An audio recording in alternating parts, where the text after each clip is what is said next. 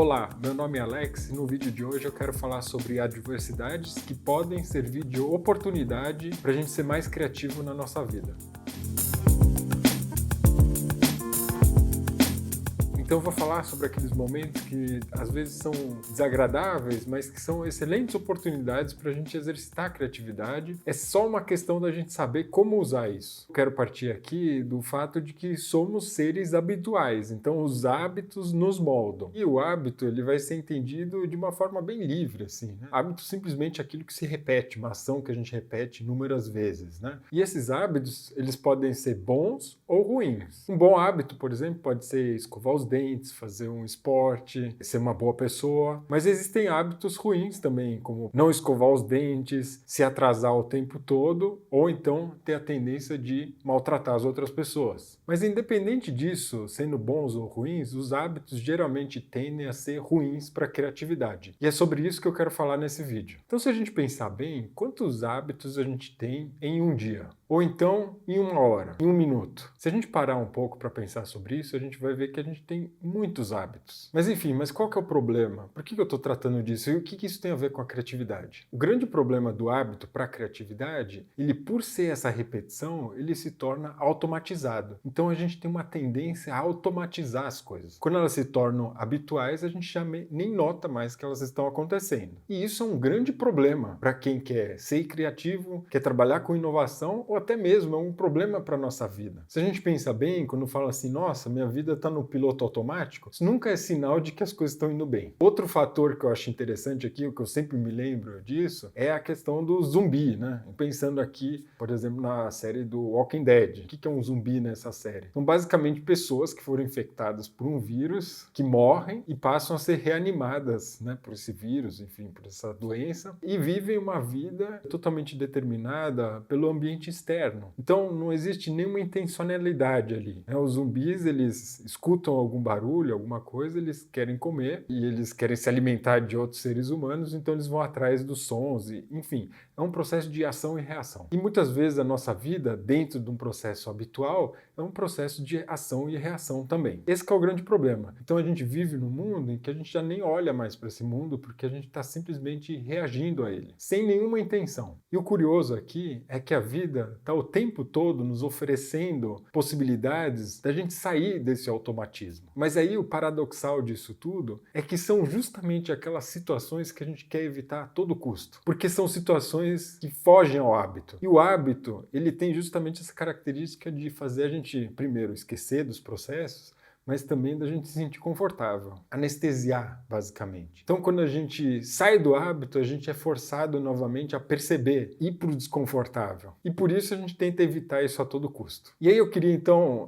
mencionar aqui 3 situações que fazem com que ocorra essa quebra. E a primeira delas é uma situação bem boba, bem comum, cotidiana, assim, que acontece quando as coisas quebram. Então, toda vez que quebra alguma coisa, a gente tem, de repente, uma interrupção de um momento, de um hábito. Então, se a gente pegar, por exemplo, o hábito de abrir uma porta, esse é um gesto muito banal e cotidiano, a gente talvez nem pense mais nisso. Mas, se a gente está numa situação em que a gente precisa abrir uma porta, essa porta, por exemplo, está trancada, ou então a maçaneta quebra na mão, o que acontece com essa situação? De repente, a gente se dá conta, puxa, pela primeira vez a gente olha para aquilo e fala, nossa, isso aqui é uma maçaneta. O que é uma maçaneta? Como que ela funciona? Isso pode acontecer com qualquer outra situação. Então, basicamente, a questão aqui é que a gente está habituado a usar as coisas. E esse uso, ele encobre, então, a forma das coisas que a gente usa. E é interessante porque quando a coisa quebra, a gente pela primeira vez vê a forma dela. A gente começa a se perguntar sobre o que está acontecendo ali. Isso é uma situação que a vida nos oferece, né? Que as situações nos oferecem. Mas se a gente quer ser criativo, a gente pode forçar isso, por exemplo. Como que a gente faz isso? Simplesmente ter uma intenção de ser mais contemplativo. Em vez da gente passar por aí usando as coisas e não ligando para o que a gente está vendo, a gente pode ligar uma atitude de contemplar o nosso mundo, contemplar os objetos que estão no nosso entorno, prestar atenção neles. Não ter interesse de usar esses objetos, mas simplesmente olhar para eles, naquilo que eles são. Tentar ver eles como se fosse a primeira vez. E isso pode ser muito revelador, né? Então quem trabalha com design, quem já passou por esse processo de problematizar o mundo, precisa fazer isso. Esse é um exercício necessário. A gente precisa olhar para os processos,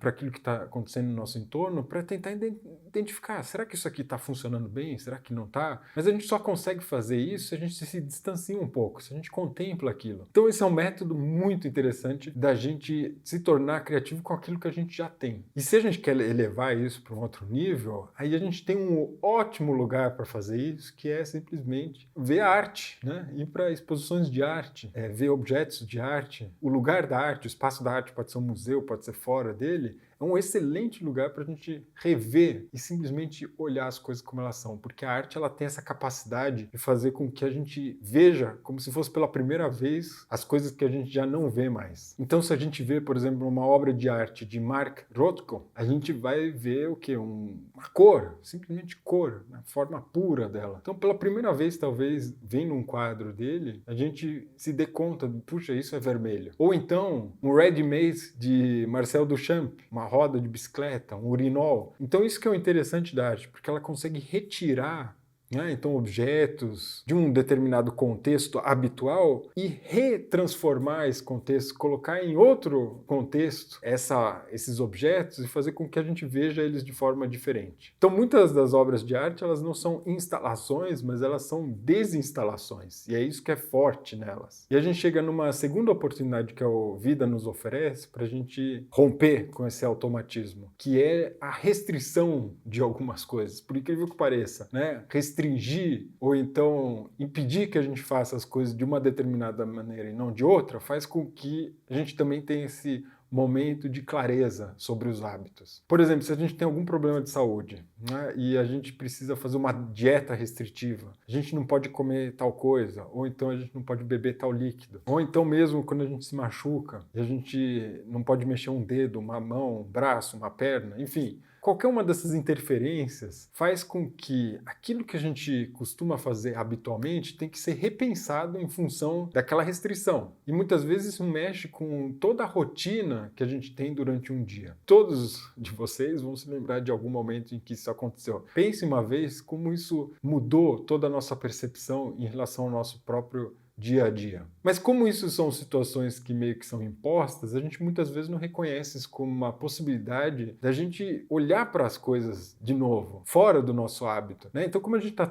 sempre tentando evitar isso e sair disso, a gente acaba perdendo essa oportunidade. Mas a gente não precisa, então, ter algum problema de saúde, alguma coisa desse tipo, se machucar, para criar isso na nossa vida. Eu já fiz experimentos de, por exemplo, não comer com faca, né? Ou não comer com garfo. Ou, por exemplo, só vou tomar água, não vou tomar outro líquido a não ser água. E faz isso por 1 dia, 2 dias, 10 dias. Veja uma vez o que acontece. É muito interessante. Porque o hábito, por exemplo, de ir até a geladeira, abrir a geladeira e ver o que tem dentro e falar, não, eu vou tomar quero tomar um refrigerante, alguma coisa assim. Quando você está se restringindo a tomar só água, por exemplo, isso faz com que você repense toda essa situação. Mas, claro, a gente precisa fazer isso com esse olhar que quer revelar os hábitos, que quer deixar os hábitos nus para a percepção. E aí, finalmente, queria falar de uma terceira oportunidade que a vida nos oferece para a gente perceber os hábitos e romper com eles, que é quando a gente é forçado a parar de fazer coisas. Então, por exemplo, como estar preso no trânsito, esperar para ser atendido, ou então mesmo simplesmente ter que baixar um arquivo imenso que nunca termina de ser baixado. Então, qual que é a nossa tendência, né? A nossa tendência é fugir disso. A gente está no trânsito, a gente tenta se distrair com música, alguma outra coisa. A gente está esperando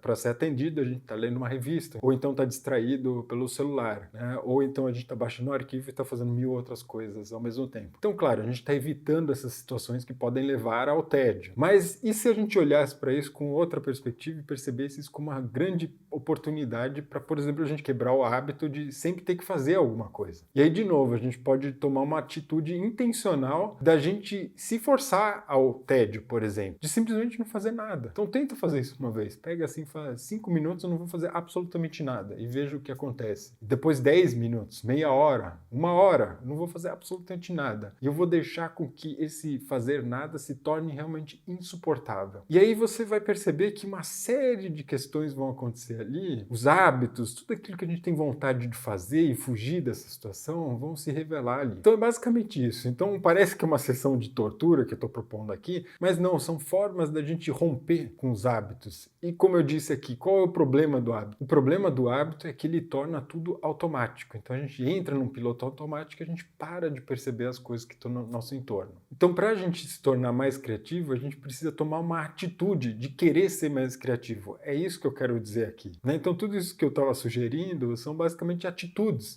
Então a gente tem momentos em que a vida nos permite ser criativos, mas a gente também pode tomar um passo mais ativo e querer ser criativo. Então essa atitude criativa, ela faz toda a diferença e tudo começa por ela. E era isso que eu queria falar para vocês hoje. Então se vocês gostaram do vídeo, deem um like, se inscrevam no canal e a gente se vê na próxima semana.